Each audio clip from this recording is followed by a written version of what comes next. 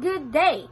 We are Group 2 Jabok from Holy Child College of Davao, and today we are presenting our research entitled The Relationship Between Stress Coping Mechanism and Emotional Well-Being Among Senior High School Students.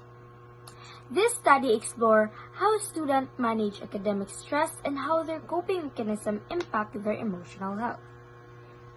Now let us proceed to the statement of the problem.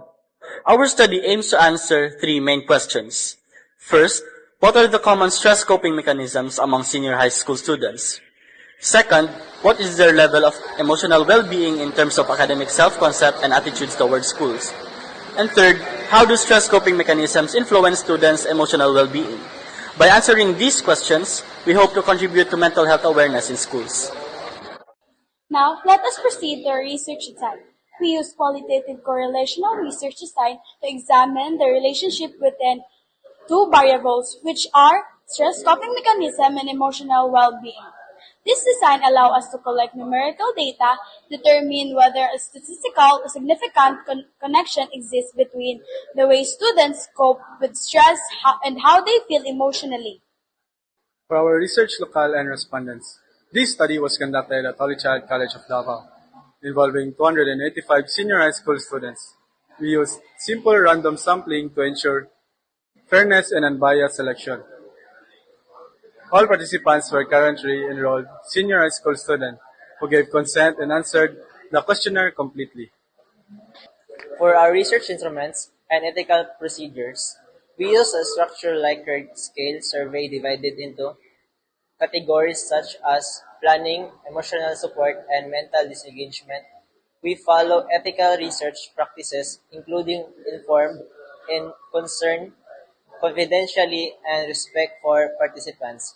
Try to withdraw at any time the data were proceed using mean, standard deviation, and person correlation.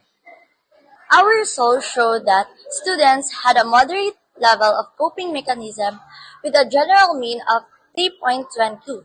Among the indicators, planning had the highest average at 3.40, followed by mental disengagement 3.19, social support 3.21, and emotional support 3.01.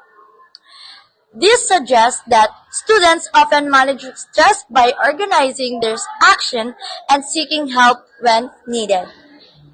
Now let us proceed to our findings. For the first variable, we had emotional well-being. Emotional well-being was also rated as moderate with an overall mean of 3.06. Positive academic self-concept was high, mean equal 3.11, showing students confidence in their academic abilities. Meanwhile, emotional self-efficacy was moderate, mean equal 3.10, indicating that students sometimes struggle to manage their emotions in school settings. We found a moderate and statistically significant correlation between stress coping mechanisms and emotional well-being. R equals 0.458, P equals 0.02. This means that students who use coping mechanisms are most likely to maintain emotional balance. A weaker but still significant relationship was also found between stress and emotional well-being. R equals 0.025, P equals 0.011. To conclude, our study showed that senior high school students moderately use coping strategies, especially planning, and have a moderate level of emotional well-being. The more they use effective coping mechanism, the better their emotional health becomes. These findings highlights the importance of promoting emotional support and stress management in schools. For our recommendation, for students, practice healthy coping strategies such as planning, seeking support, and emotional regulation to maintain positive well-being. For our teachers, be trained in recognizing signs of student stress and offer guidance or refer students to appropriate support channels.